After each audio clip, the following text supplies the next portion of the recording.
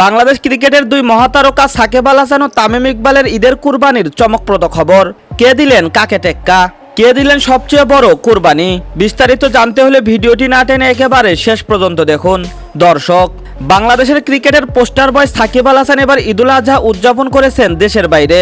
তবে দেশের প্রতি ভালোবাসা আর ধর্মীয় দায়িত্ব পালনে কোনো কমতি রাখেননি বিশ্বসেরা এই অলরাউন্ডার। সাকিব এবার কোরবানি দিয়েছেন একটি বিশাল আকৃতির উট, যা সাইজ ও দাম দুই দিক দিয়েই চমকে দিয়েছেন সবাইকে। উটটি কুরবানি দেওয়া হয়েছে মাগুরায় তার পরিবারের পক্ষ থেকে। এটি ছিল এবারের ঈদের অন্যতম দৃষ্টিনন্দন কুরবানি।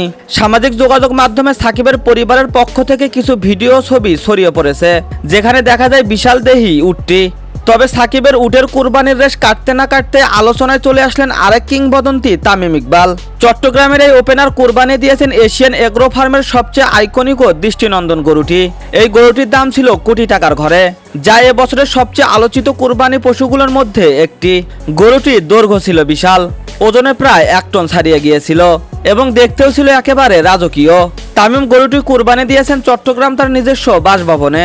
স্থানীয়রা জানিয়েছেন এই গরুটি দেখার জন্য ঈদের আগের দিন থেকেই ভিড় লেগেছিল আশেপাশের মানুষদের।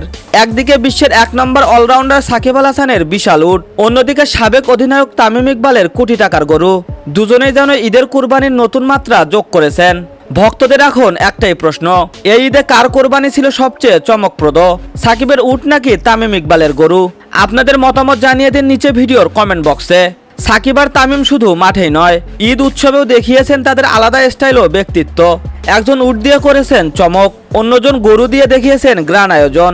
তাই দর্শক, আপনি কি মনে করেন, সাকিবের কোরবানি নাকি তামিমের আয়োজন, কোনটি ছিল বেশি আকর্ষণীয়? কমেন্টে জানিয়ে দিন আপনার মূল্যবান মতামত। আর ভালো লাগলে চ্যানেলটিকে সাবস্ক্রাইব করতে ভুলবেন না। ধন্যবাদ, ভালো থাকবেন, সুস্থ থাকবেন। এতক্ষণ আমাদের সাথে থাকার জন্য অসংখ্য ধন্যবাদ।